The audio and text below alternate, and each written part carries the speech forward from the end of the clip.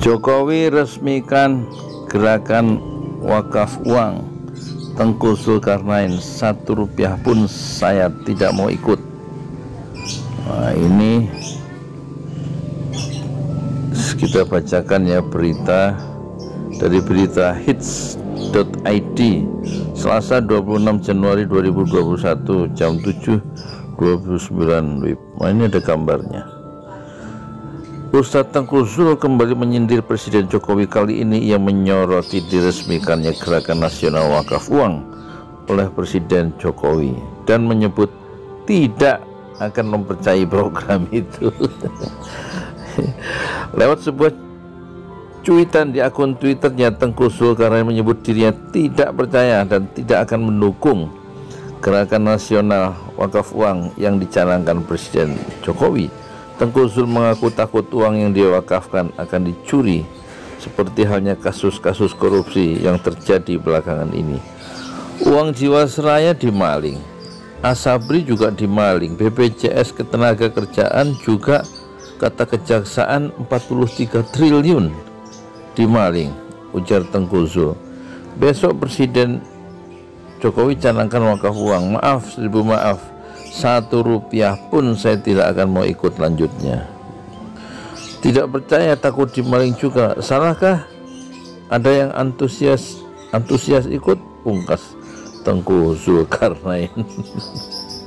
Ya, itulah ya suara merdeka dari ulama merdeka bernama Tengku Zulkarnain. Kita hargai pendapatnya ya. Assalamualaikum warahmatullahi wabarakatuh. Saya Yudi Pramuko, tukang donat dari Parung, YouTuber tertua di semesta. Sekarang hampir jam 12 malam, hari Kamis, malam Jumat, waktunya tidur, tapi saya merasa terganggu ya dengan situasi akhir-akhir ini. Tampaknya Gerakan Nasional Wakaf Uang yang dicanangkan hari Senin oleh Presiden Jokowi akan rontok di minggu pertama atau di hari pertama, karena reaksi baliknya begitu kuat ya dari umat Islam, tampak dari media sosial yang tampaknya memperlihatkan distrust ya. Distrust itu bahasa awamnya itu orang percaya ya, orang percaya karo program pemerintah, nggak percaya lagi sama program yang dicanangkan, yaitu program wakaf uang. Pesimisme yang meluas ya, atau penolakan dalam diam begitu meluas tampaknya karena sakit hati yang lama dipendam dan tidak bisa berbuat apa-apa ketika tokoh mereka yang dinanti-nantikan selama 3,5 tahun kemudian sekarang diperlakukan secara hina oleh pemerintah ya. Sejak kedatangannya tanggal 10 November 2020 dan 6 pengawalnya dibunuh, Laskar FPI, Front Pembela Islam, Ormas Front Pembela Islam yang berusia 22 tahun dibubarkan, pemimpinnya dipenjara dan dikenakan aneka rupa pasal. Kemudian pesantren Megamendung dipersoalkan dan tampaknya akan diperkarakan secara hukum dan mungkin akan dirampas dalam tanda petik oleh negara. Dan masyarakat umat Islam menyaksikan dengan kegeraman, tidak bisa berbuat apa-apa ketika pemerintah melakukan kezaliman yang begitu telanjang di depan mata, dan di saat pemerintah mengalami kesulitan karena baru saja berhutang kembali ke World Bank minggu lalu sebanyak 500 juta dolar, setara dengan 7,05 triliun rupiah. Tampaknya itu menunjukkan keuangan negara betul-betul mengalami satu kondisi yang sangat serius.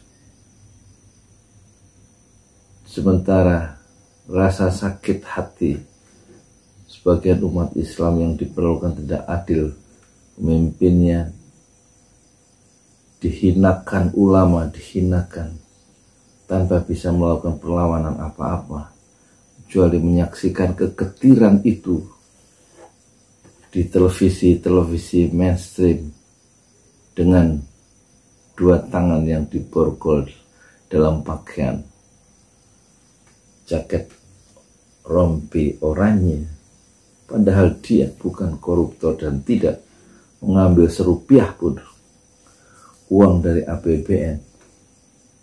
Sementara gerakan nasional wakaf uang memperlihatkan potensi yang besar, 188 triliun setahun uang ada ya, di dalam tubuh umat Islam Indonesia sebagai potensial market ya. Tetapi tampaknya perlawanan yang meluas dalam diam dan tidak dalam kekerasan akan menjadi pukulan yang sangat getir ya, bagi pemerintah yang tidak disukai oleh sebagian rakyatnya karena sudah berbuat sewenang-wenang. Dan menurut Busro Muqaddas itu pemerintah memasuki babak baru atau masuki babak otoritarianisme. Sementara Adi Masardi menganggap korupsi di bansos itu, kalau kita perhatikan wawancaranya di Bravo Radio, itu memang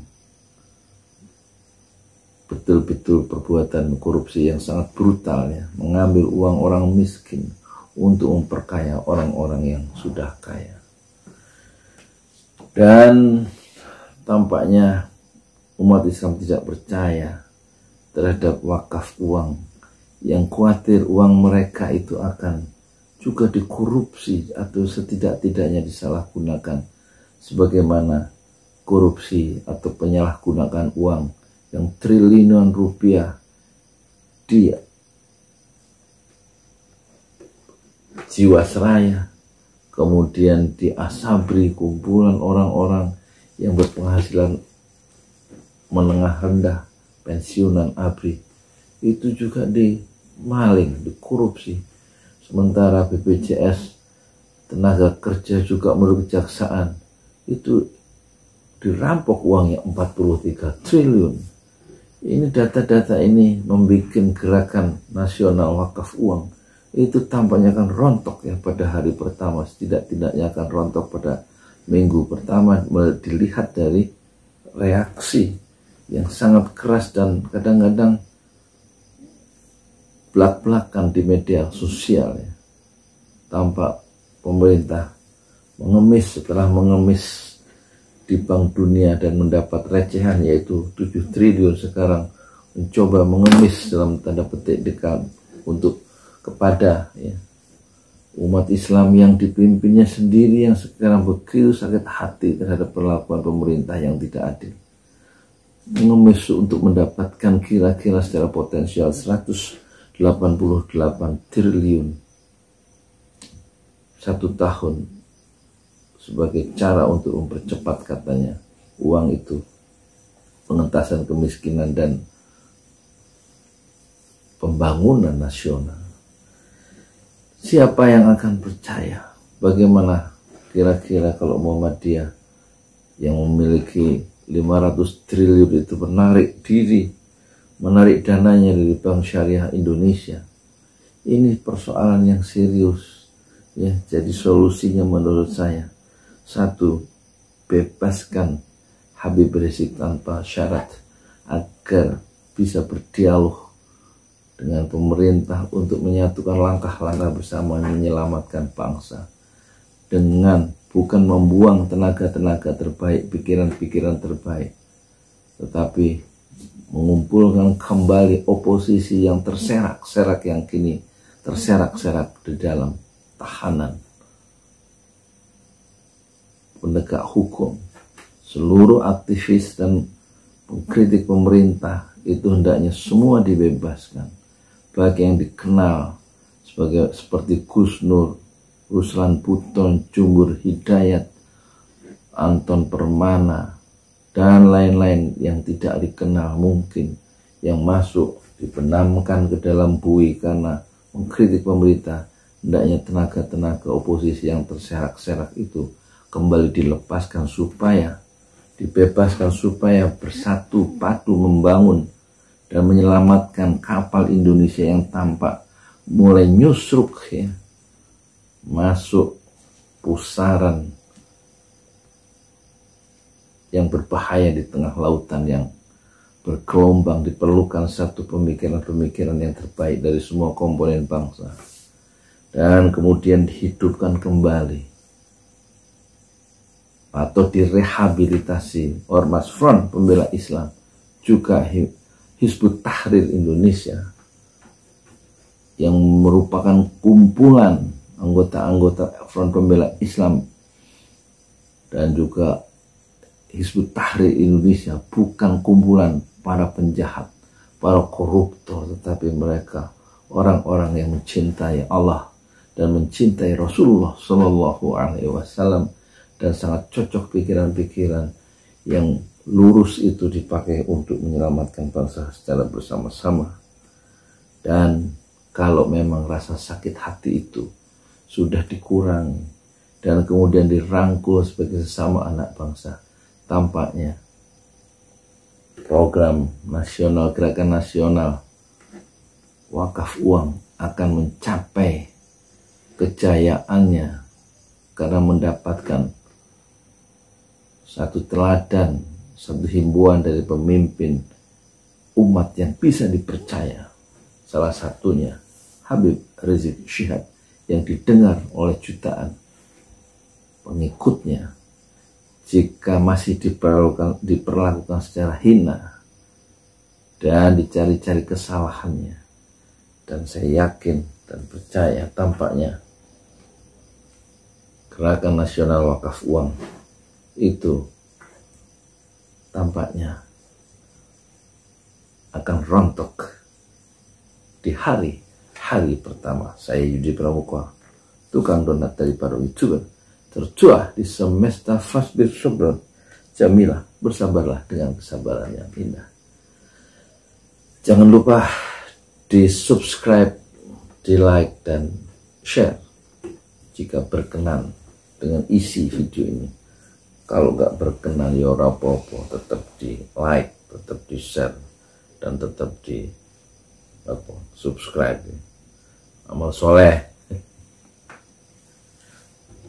Hidup sekali, jangan pelit-pelit sama mencet subscribe nggak bayar aja tuh, pelit bener. Kalau subscribe pelit, boro-boro bisa ngeluarin uang untuk wakaf, ya kan. Dan wakaf uang itu nggak mungkin diharapkan dikeluarkan oleh pengusaha-pengusaha yang minta dibantu terus-menerus itu oleh pemerintah. Nggak mungkin juga keluar dari umat Islam begitu saja kalau tidak ada trust, ya, tidak ada rasa percaya terhadap pemerintah. Ya mungkin ada sebagian umat Islam yang sangat fleksibel, yang selalu mendukung kekuasaan. Mungkin dia akan mendukung dengan wakaf uang, tapi juga mungkin tidak semua, gitu. Sekedar basa-basi politik aja, kayaknya gitu. Wes udah malam nih, waktunya tidur. Ya. Terima kasih.